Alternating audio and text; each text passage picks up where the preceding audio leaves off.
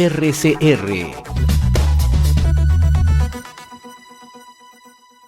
Vamos a tomar contacto y le agradecemos la amabilidad que tiene con RCR, Red de Comunicación Regional, a Nancy Arellano, es la presidenta de Beneactiva, y le agradecemos por siempre la cordialidad que tiene con RCR, Red de Comunicación Regional. Qué gusto saludarla, Nancy, muy amable, qué gusto. Igualmente, José, muchísimas gracias. Usted la semana pasada que nos concedió una entrevista mostraba precisamente su preocupación, ¿no?, por las decisiones que podía tomar el gobierno. El gobierno ya ha tomado esta determinación, ¿no?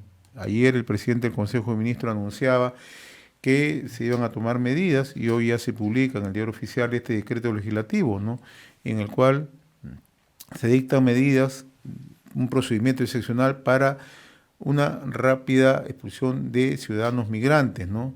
Y la Superintendencia de Migraciones podrá sancionar a empresas de transporte que trasladen incluso a los ciudadanos extranjeros en situación irregular. Me gustaría conocer un punto de vista, porque usted está siguiendo muy de cerca este tema, por favor. Mira, sí, yo creo que el gobierno ha establecido una serie de medidas que en realidad generan más presión para el gobierno en cumplir con los extremos en materia de protección de derechos humanos, porque está poniendo un proceso célere, pero que a su vez establece, por ejemplo, en el artículo 71, 3.1.1, que migraciones de requerir actuaciones adicionales indispensables para resolver el procedimiento especial o vencido el plazo al cual se hace referencia en el numeral 68, pueden causar el mismo bajo disposiciones establecidas para el proceso sancionador ordinario. Es decir, Migraciones tiene la responsabilidad de definir el fast track, la vía rápida, o de determinar dónde debe haber el encauce por el procedimiento regular.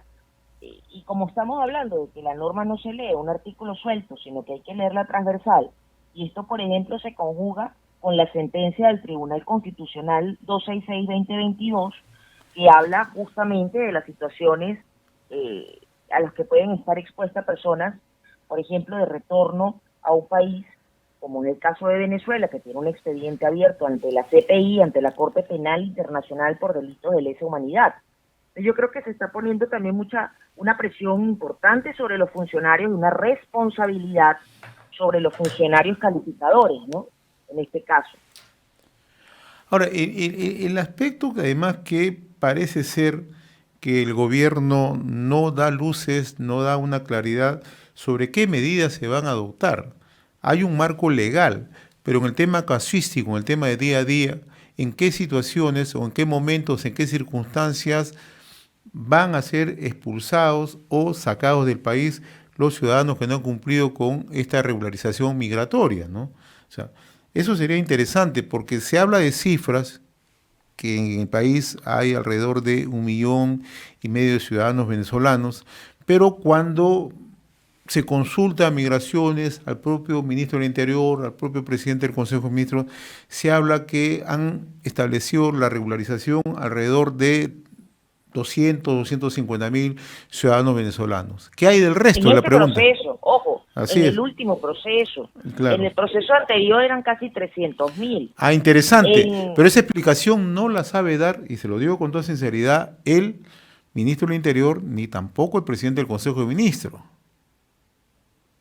Bueno, ya yo ahí sí no sabría qué decirte, pero en el proceso del CPP, que acabó antes del último proceso de los 6 meses, fueron casi 300,000 los que se regularizaron, que son los que están pasando ahorita de CPP a calidad especial residente. ¿Ya? Y hay 250,000 aproximadamente que han mantenido su condición regular desde el PTP o desde las calidades regulares. ¿Ya? Y a eso hay que sumarle el 500,000 de solicitantes de refugio. Y uno de los cambios que están también en esta norma que acaba de salir es que Migraciones ahora tiene la responsabilidad del otorgamiento de la calidad humanitaria dentro del territorio. Entonces, si nosotros sumamos los 250,000 más los 300,000 más los 214,000, estamos teniendo, y a eso tienes que sumarle los 500,000 solicitantes de refugio que están en condición regular, aunque no tengan un carnet de extranjería, porque han sido casos que se quedaron atacados en Cancillería. tienes casi 1 millón de personas que técnicamente tienen la condición regular. Eso nos pondría entre 300.000 y 500.000 en condición irregular, que insisto, hay que ver con lupa porque hay algunos que en efecto pertenecen a solicitantes de refugio y habrá otros que a la hora de establecer las sanciones tienen que ser muy cuidadosamente y responsablemente evaluados por estas autoridades o estos funcionarios, mejor dicho, que vayan a aplicar este procedimiento fácil, que es el procedimiento administrativo sancionador especial excepcional, para no vulnerar derechos fundamentales, donde habría una responsabilidad, insisto, por parte tanto de la autoridad como de los funcionarios. Ayer precisamente, escuchando con atención las declaraciones del ministro Vicente Romero, él indicaba que ha tenido oportunidad de establecer comunicación virtual con representantes del sector interior o migraciones tanto de Ecuador como de Colombia, ¿no? Y ambos países están sugiriendo al Perú que en el caso de expulsiones hacia su país de origen se haga por vía aérea, ¿no? Entonces la gran pregunta es, ¿cómo se podría cumplir esta determinación, ¿no? Conociendo la reacción que también tiene el gobierno de Venezuela, ¿no? Ese es un aspecto que a tomar en consideración. Sí, totalmente. Ahí hay un reto logístico, importante. Eh, la mayoría de las personas, bueno, ahorita estamos viendo salidas entre 300, 400 personas, según se declaraba ayer, un funcionario de la Policía Nacional mencionaba que en Tumbes había un número importante. Viene ahorita también el retorno decembrino, por decirlo así, donde se da un flujo mixto de movilidad, tanto hacia el Perú, de peruanos y peruanas en el exterior, como de los extranjeros que viven en Perú hacia sus lugares de orígenes por las fiestas decembrinas. Esos flujos los vamos a ver en frontera ahorita y quizás habrá algún valiente que distorsione ese flujo diciendo que son personas que se están yendo del país, etcétera.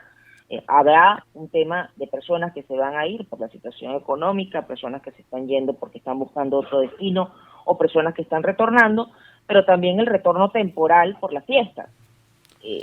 Yo creo que vamos a tener un reto a la vez en enero,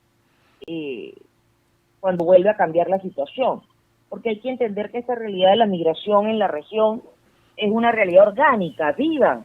El Perú tiene una frontera muy viva con Ecuador, con Bolivia, con Chile, donde vemos unos importantes flujos de entrada y salida de personas, y es natural. Creo que allí hay que buscar, insisto, trabajar por simplificar los pasos por punto de control migratorio y establecer los mecanismos necesarios para poder garantizar la seguridad ciudadana y la seguridad nacional. Creo que este procedimiento va a ayudar probablemente a los casos de personas que puedan representar una amenaza al territorio, pero no podemos dejar de ver, por ejemplo, los problemas que hay de porosidad de las fronteras o el crimen organizado transnacional que vive del tráfico y trata de personas, que son medidas que van más allá de la norma, que como tú bien decías antes, reportan un reto a nivel más bien de seguridad regional, de seguridad hemisférica, porque estamos hablando de crimen organizado transnacional, ¿no? De una señora embarazada que llegue a la frontera buscando auxilio para la reunificación familiar, o que de repente algún padre que haya ido a buscar a sus hijos en el país de origen, porque ha venido de primero a trabajar en medio de una crisis que es innegable, que es el caso venezolano.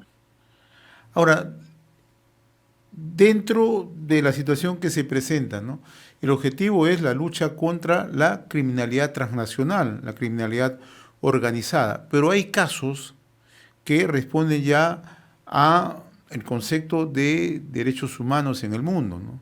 ¿Qué va a pasar con Sí, aquellos ciudadanos que por razones o de distintas circunstancias no han logrado regularizar, pero que no tienen antecedentes, han llegado al país por justamente toda esta diáspora que se ha registrado en Venezuela en busca de algún horizonte, una mejora para la familia, no ha logrado regularizar? ¿Cómo queda esta situación de estos bueno, es ciudadanos? que ahí insisto, Migraciones ahora tiene la facultad de otorgar la calidad humanitaria. Uno de los cambios importantes de esta norma que ha salido es que ya la calidad humanitaria no la otorgaría Cancillería, sino que la otorgaría directamente Migraciones dentro del territorio nacional. O sea, queda la solicitud fuera del territorio a través de Cancillería, a través de los consulados, y Migraciones tiene los permisos temporales de permanencia para otorgarlos persona a persona, la calidad especial residente para el proceso de regularización también está establecido como facultad o potestad de Migraciones, y ahora la calidad humanitaria, y señala claramente que es para el extranjero que, encontrándose en territorio nacional y sin reunir los requisitos para acceder a la condición de asilado o refugiado, se encuentra en situación de gran vulnerabilidad o peligro de vida en caso de abandono del territorio peruano, o para quien requiera protección en atención a una grave amenaza o acto de violación o afectación de sus derechos fundamentales. Ahora, ¿esta calificación humanitaria en qué plazo se haría? ¿48 horas también? Bueno, es que esas son las dudas que nos surgen a partir de cómo se va a viabilizar este decreto, ¿no? Hay, insisto, un gran reto para Migraciones a nivel de los procesos que deben cumplirse para poder garantizar ambos extremos. Por un lado, la seguridad nacional, y por otro lado, la protección de los derechos fundamentales. Por eso insisto que hay una gran responsabilidad sobre los funcionarios de Migraciones. Por el caso que es, digamos, inédito por la forma como se presenta, ¿no?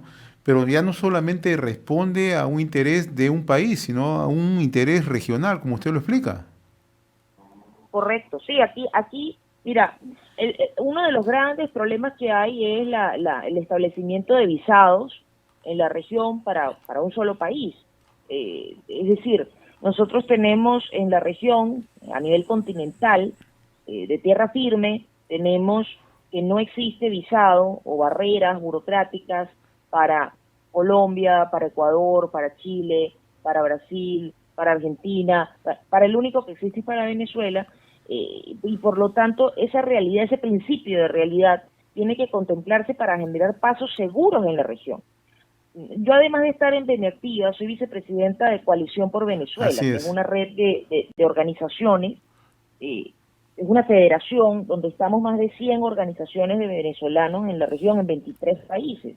Y parte del problema que se acusa es la falta de complementariedad, de enfoque regional en el manejo ordenado de los flujos. Cuando en Europa se habló del Pacto Mundial por una Migración Segura, Ordenada y Regular, la ex canciller Merkel, justamente lo que decía, esto no era un tema de flexibilizar, sino era un tema de que los estados retomaran el control de los territorios y retomaran el control de la movilidad humana, y no que la tomaran las organizaciones criminales de traficantes de migrantes. Entonces, se trata finalmente es de eso, de que si responsablemente entendemos que existe esta realidad, salvaguardando, insisto, la seguridad nacional, se pueden establecer mecanismos de movilidad acompañados. Es decir, si nosotros desde Colombia tenemos, por ejemplo, el registro de las personas que ingresan, si vamos también educando a los migrantes para que declaren desde el principio y se establezca la búsqueda, por ejemplo, en Interpol, y se establezcan permisos y pases regionales. Comunidad Andina es una plataforma muy interesante para poder trabajar estos mecanismos en consideración de las situaciones tan excepcionales como el caso venezolano, ¿no? Ahora, el otro gran problema que tenemos, puede haber un esfuerzo a nivel regional de países como Chile, Perú, Ecuador, Colombia, pero por el lado de Venezuela no hay ninguna voluntad justamente de acceder a una solución, ¿no? Muy por el contrario, ellos siempre siempre han mostrado una posición adversa y van a rechazar cualquier posibilidad de expulsión de parte de cualquiera de estos países.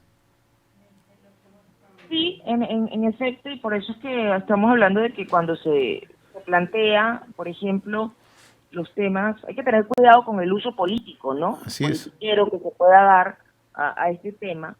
Venezuela no reconoce ni siquiera los números de migrantes. Eh, Además, ha hecho toda una propaganda con, con el tema de los retornos, de los vuelos vuelve a la patria. Entonces, claro, ahí sí que hay que sincerar los temas, porque hay que entender que todos los países tenemos unos stock migratorios, pero también tenemos unas balanzas. O sea, no solamente los extranjeros que tenemos dentro de nuestros territorios, sino además unas balanzas de cuántos inmigrantes y cuántos emigrantes. Y ahí es donde entra el principio de reciprocidad. Entonces, tanto las medidas que se tomen en el Perú o en Ecuador tienen unos efectos sobre los extranjeros en sus territorios como en su capacidad de negociación para la reciprocidad respecto de sus emigrantes. Eso es un punto que hay que tener también ahí en cuenta. Y segundo, en el caso venezolano, no es menos cierto de que hay buena parte del control territorial, ya una vez que la persona sale de la frontera, tiene que ver con el respeto de los acuerdos en materia, por ejemplo, de verificación de antecedentes, por un lado, donde Venezuela ha venido respondiendo a las solicitudes de los distintos países, donde hay un sistema incluso de consulta que pueden realizar los ciudadanos de manera gratuita para bajar sus antecedentes, y eso también hay que resaltarlo. Pero por otro lado, insisto, está el uso maniqueo del tema migratorio, ¿no? Nancy Arellano, yo le agradezco infinitamente esta comunicación con RCR, Red de Comunicación Regional. Usted es fundadora de No, Beneactiva y también presidenta de la Coalición por Venezuela. Vicepresidenta. Vicepresidenta de la Muchas Coalición. gracias. Muy amable, gracias. Ha sido un gusto, Muchas como gracias, siempre, conversar con usted. usted. Buen día, muy amable. Igualmente. Hasta Gracias. luego. Conversamos con Nancy Arellano. RCR